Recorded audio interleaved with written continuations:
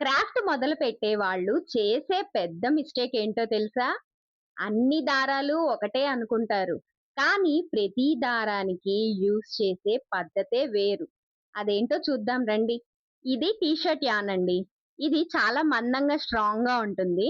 దీంతో bags, storage baskets, రగ్స్, floor mats, plant hangers లాంటివి తయారు చేస్తాము. చూడండి ఎంత సాఫ్ట్‌గా ఉందో.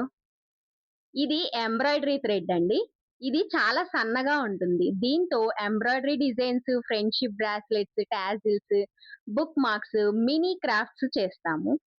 ఇది క్రోచెట్ కాటన్ థ్రెడ్ అండి. ఈ థ్రెడ్‌తో coasters, earrings, key chains, wallets, toys లాంటివి తయారు చేస్తాము. ఇదొచ్చేసి 1 ట్విస్టెడ్ కార్డ్.